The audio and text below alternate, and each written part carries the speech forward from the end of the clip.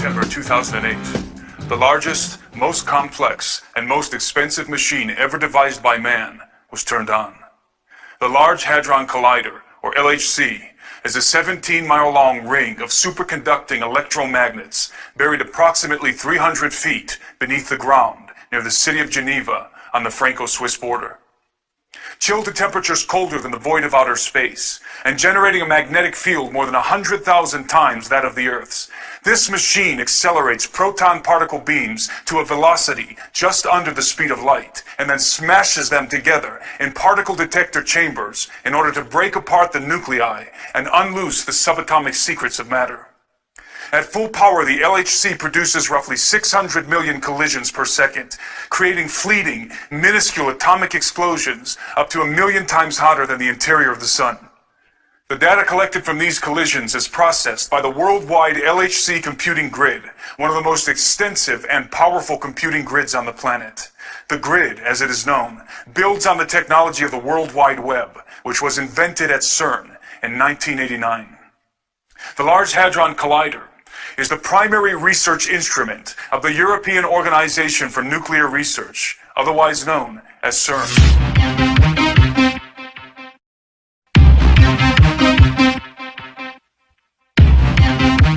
What? Whoa.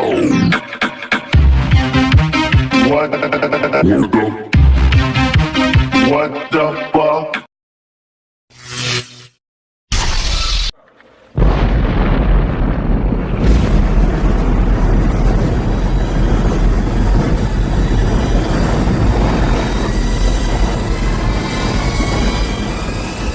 After the devastating detonations of Fat Man and Little Boy over Nagasaki and Hiroshima at the end of World War II, mankind was irrevocably thrust into the atomic age. In accordance with the inevitability thesis, which posits that once a technology is introduced into society, what follows is the inevitable development of that technology. The scientific community, impelled by military interests around the globe, became obsessed with the idea of harnessing the power of the mighty atom and unraveling the very fabric of physical reality at the subatomic level. CERN is the largest scientific consortium in the world, involving thousands of top physicists from 21 member states, all working in tandem to discover the fundamental elements that hold the universe together. While this admitted objective of CERN seems innocent enough, and even laudable in a sense, there are deep concerns about potential unintended consequences and probable occult intentions. When analyzing a scientific endeavor as costly and ambitious as CERN, it is essential that we have a realistic understanding of the mechanisms and machinations that have been propelling technological advancement in the modern era. In a perfect world, the greatest accomplishments of science would be the product of goodwill toward men and the desire for peace and prosperity. However, in the practical world, the world in which we live, the greatest accomplishments of modern science are often facilitated and funded by men who have anything but goodwill and peace on their minds. In many cases, the most groundbreaking technological advancements, such as in the case of jet propulsion, rocket science, and nuclear fission, have been intentionally directed by incredibly malevolent individuals for dark and dangerous purposes. Scientists are rarely the evil villains scheming sinister plots in secret laboratories that Hollywood has often portrayed, with a few glaring exceptions, of course, and are usually zealously dedicated to their particular field of study, with noble or benign intentions at heart. However, this kind of religious commitment to science can engender blind apathy, if not willful ignorance, concerning the overarching implications and ill intentions of the benefactors facilitating their work. This is certainly the case of the brilliant men and women working at CERN, most of whom naively believe that the prime objective of their research is to merely understand what the universe is made of and how it all started at the Big Bang. Unfortunately, what they fail to realize, apart from the fact that they're working from a false premise to begin with, is that their research is very likely being used to advance a hidden agenda, the conspirators of which are well aware of who created the universe and are absolutely intent on making war with him and enthroning another in his place.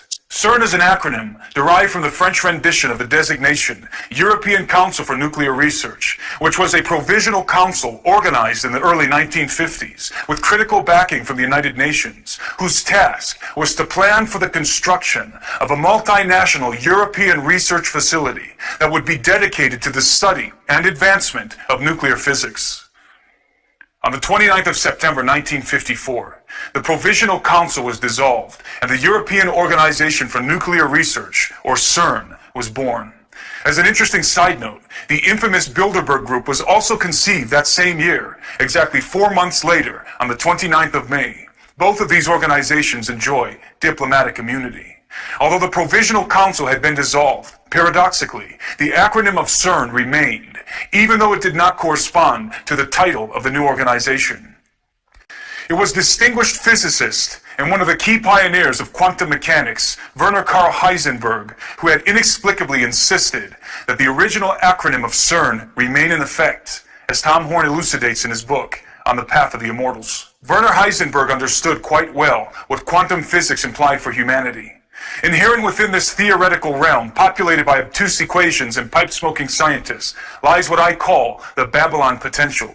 This is the secret knowledge, the scientific imperative, informed and driven by spiritual advisors, that the Bible cites as the key to opening a gateway for the gods. It is Ente Menaki, Baba Alu, the opening of the Abzu, the doorway to hell.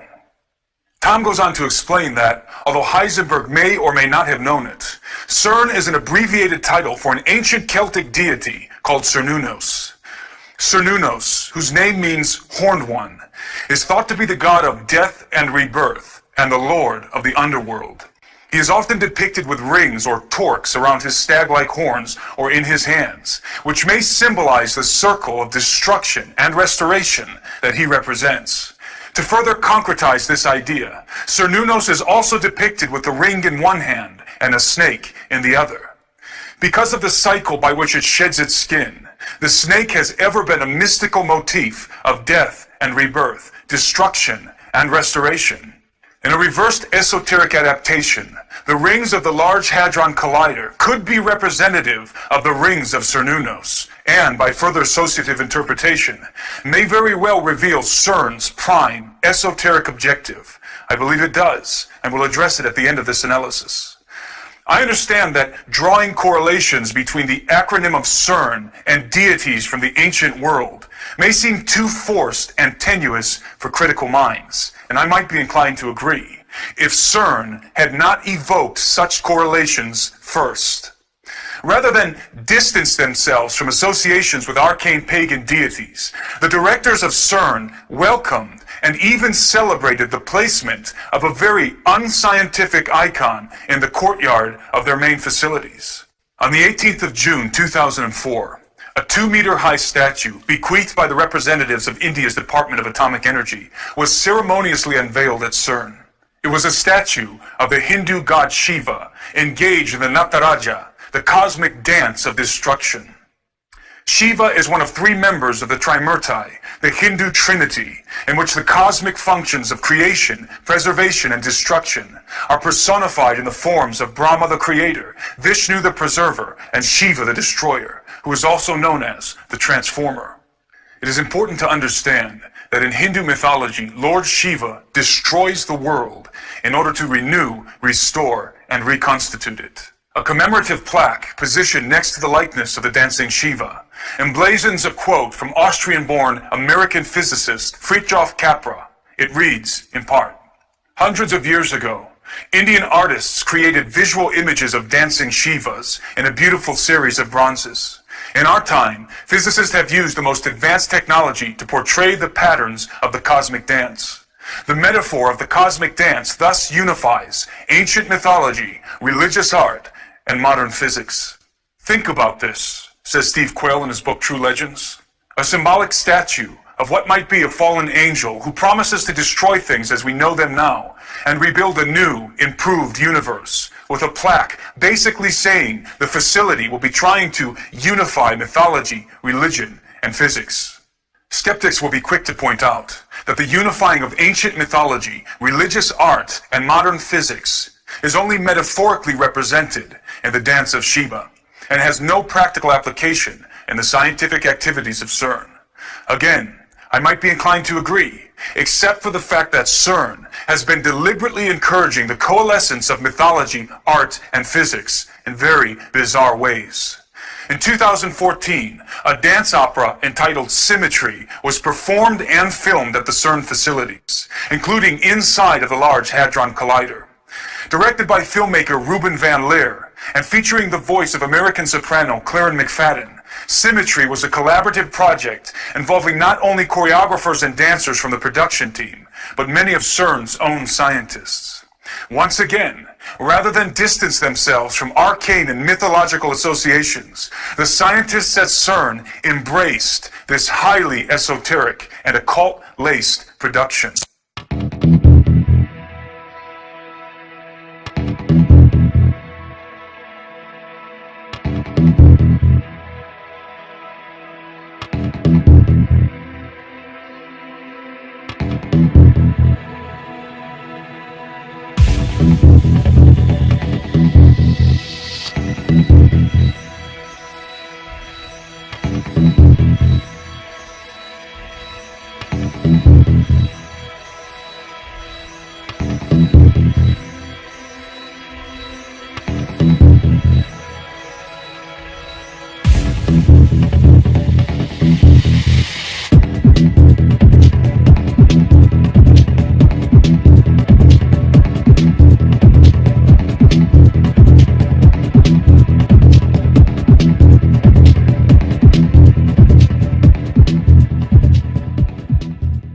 One could spend hours breaking down all of the deliberate esoteric insinuations in the trailer for the film alone. But in the interest of time, let me just point out one of the more obvious details. The name of the film's protagonist is Lucas, which also happens to be the actual name of the Slovakian dancer and choreographer who plays him. Without plunging too deeply into etymological roots, the name Lucas means bringer of light, and is in fact a derivation of the Latin term Lucifer. Of course, all of this could be purely coincidental, but given the overtly esoteric nature of the film, it is highly unlikely that the name of the main character is a consequence of happenstance, regardless of the filmmaker's intention. The truth is that the occult, art, and science have always been fundamentally entwined. The natural synthesis or symmetry that binds them is perhaps best illustrated in one man, Sir Francis Bacon. Bacon, who is widely considered to be the father of modern science and the primary proponent of the scientific method, which is the very underpinning of CERN, was himself an occultist, artist, and scientist. In fact, there is reason to believe that Francis Bacon is the true face behind the dubious mask of William Shakespeare. There is, in truth, no incongruity between the material and the metaphysical world, the physical and the spiritual. They are merely two sides of the same coin, both essential parts of the whole. When one penetrates deeply enough into what we call physics, one discovers, inevitably, the veil that separates these two realities. Occultists have always been aware of this fact. Even to Francis Bacon and his scientific contemporaries, many of whom were members of the mystery schools, deciphering the mechanisms of the material world was but the means to a far more important objective: to make contact with the entities lurking on the other side of the veil. This veil is often described as a dimensional doorway that allows access into realms beyond the perceivable world.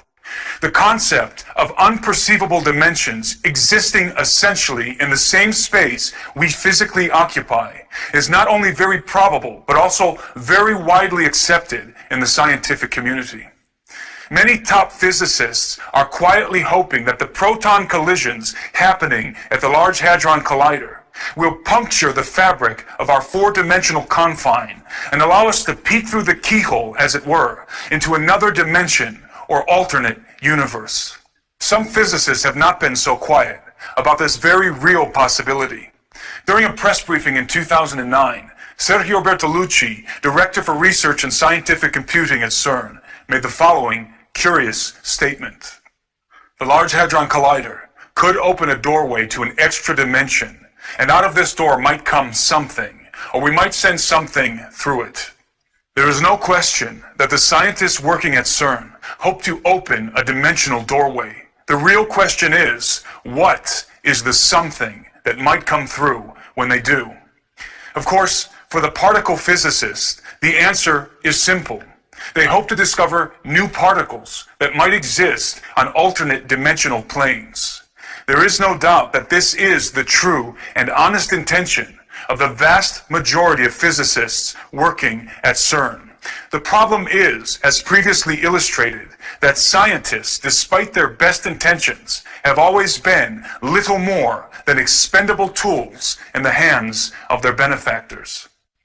The pinnacle of science, for its elite occult practitioners, is not discovery, but contact. There are many indications that the power players of our world, including the Vatican, are preparing to make contact with the gods of the old world.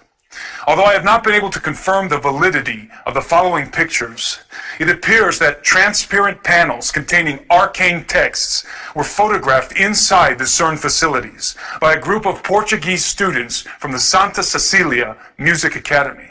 The texts have been described as greetings or invocations written in ancient languages, including Aramaic, Hebrew, Mandarin, and Sanskrit. In the case of Sanskrit, the only people with the ability to read the sacred script considered to be the language of the gods are the scholars of the Vedas and Upanishads. If authentic, these panels may have been prepared for those somethings that might come through the dimensional doorway.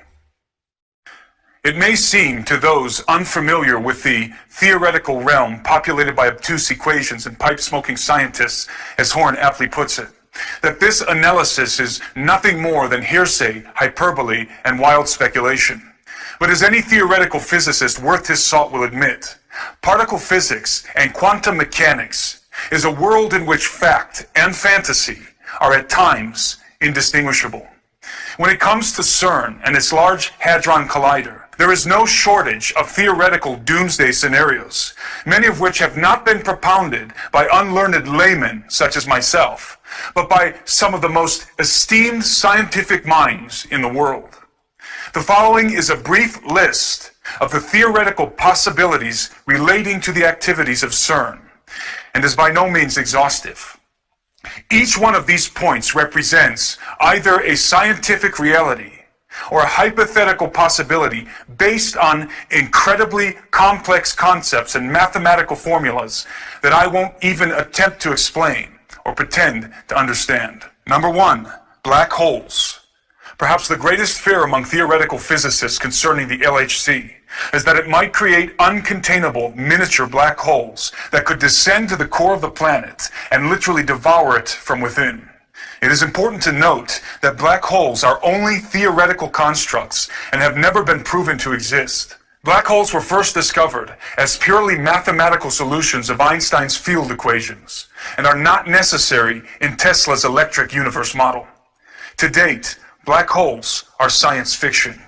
Number two, antimatter weapons. Unlike black holes, antimatter is not theoretical. Not only can it be measured, but it is already being created and contained in the LHC, though in very small quantities for short periods of time, according to CERN. Antimatter has enormous explosive potential. A quarter gram of antimatter can produce an explosive yield equivalent to 5 kilotons of TNT.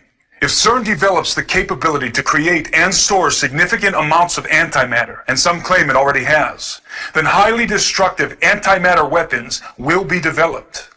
The advantages of antimatter bombs, for example, are very great, and that they could produce atomic-level explosions without residual nuclear fallout. Number three, particle beam weapons. A directed beam of high-energy subatomic particles moving at extreme velocity, such as the ones produced in the LHC, is capable of obliterating matter at the molecular level. Particle beam weapons are already on the battlefield, especially in Black Ops warfare, and the research of CERN will certainly expand and refine their military application. Number four, time distortion and stargates. It has been suggested that by colliding heavier subatomic particles, such as lead ions, which CERN will soon be doing, space and time could be distorted, creating what Einstein called a Rosen bridge or Stargate, which is basically a wormhole between two different locations, dimensions, or periods of time. It has also been suggested that such distortions in the space-time continuum could lead to what has been referred to as the Groundhog Day effect, in which time folds back on itself, allowing manipulation of the past. Number 5, DNA sequencing and artificial synthesis. Since it is a fact that the synchrotron collider at Berkeley and Walnut Creek, California, was used to help sequence human DNA for the Human Genome Project, it is certainly feasible that the Large Hadron Collider could also be employed in a similar way, but with much more precise results. There is evidence to suggest that artificial human or human hybrid genomes have already been synthesized at collider facilities, including CERN. Number 6, strangelets. Produced from a quark-gluon plasma soup, sometimes generated after high-energy particle collisions, strangelets are the most explosive substance in the known universe, and according to theoretical physicists, were responsible for the explosion at the so-called Big Bang. Contrary to popular belief, strangelets are not theoretical, but have been confirmed to exist at the Brookhaven National Laboratory, located on Long Island, New York, where physicists working with the Relativistic Heavy Ion Collider, or RHIC, are attempting not only to produce strangelets, but to contain them. The potential gains of this endeavor for the military-industrial complex are self-evident. Because the LHC is a much higher energy collider than the RHIC, strangelet production and containment is even more feasible at CERN. There can be no doubt that in the best-case scenario, the world is about to witness the most dangerous and potentially deadliest arms race in human history. However, there is something percolating in occult shadows behind the scenes that is even more disturbing than a super collider arms race. When the sum of possibilities is considered, what we have at CERN ultimately is the potential to develop weapons for waging war with enemies far more powerful than mere human beings. This is the Babylon potential to which Tom Horn refers, the ability to open the forbidden gates of the gods and make war with the hosts of heaven, as was likely Nimrod's objective in the plains of Shinar. And this leads me full circle to what I believe to be the supreme hidden purpose of the Large Hadron Collider and CERN. Recall that the Celtic deity Cern'S, the horned lord of the underworld, represents the cycle of death and rebirth, of destruction and restoration. I believe that the Luciferian priesthood behind the thrones of the European Union and the United Nations intend to use CERN as the key to literally open the gates of hell in order to release the gods that have been imprisoned there, those fallen watchers and arcane entities bound with chains in the abyss of Tartarus. Their prime objective is the restoration of the Golden Age, when the gods mingled themselves with the seed of men, and their hybrid offspring ruled the earth. All of our research points inexorably to this grand conspiracy. It is my contention that the earth is even now being slowly terraformed via chemtrailing, HARP, and other such clandestine programs in order to reconstitute the conditions that existed on the planet before the flood of Noah, in anticipation of the hybrid race that is coming. By breaking the subatomic bonds of matter and casting away the cords that hold the material world together, mankind will willingly tear the veil that has been established for his own protection and unleash a darkness and chaos that the earth has not seen for many ages. This is the master plan of the Luciferian elite, who seek to open forbidden gates and usher in the entities that will lead them in a futile war against the Lord and against his anointed. Their great hope, and that of Lucifer's, is to usurp the throne which belongs to the Son of Man, and install the man of sin and of lawlessness in his place.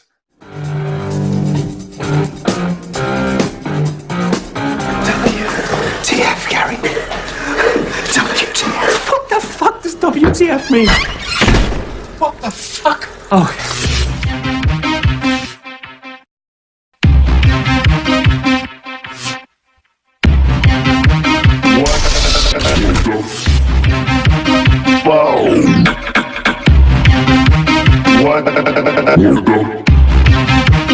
What the fuck?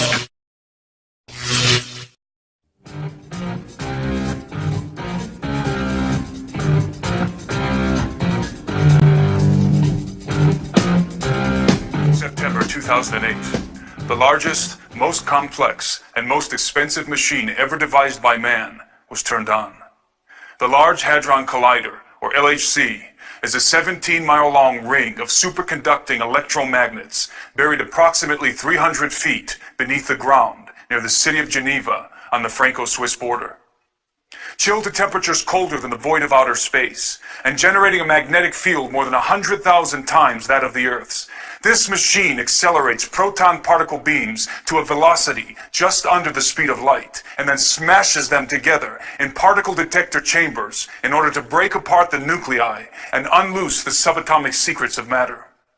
At full power, the LHC produces roughly 600 million collisions per second, creating fleeting, minuscule atomic explosions up to 1,000,000 times hotter than the interior of the Sun. The data collected from these collisions is processed by the worldwide LHC computing grid, one of the most extensive and powerful computing grids on the planet. The grid, as it is known, builds on the technology of the World Wide Web, which was invented at CERN in 1989. The Large Hadron Collider is the primary research instrument of the European Organization for Nuclear Research, otherwise known as CERN.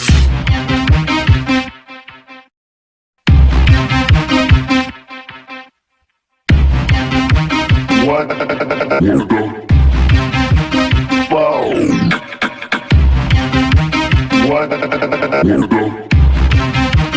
What the fuck?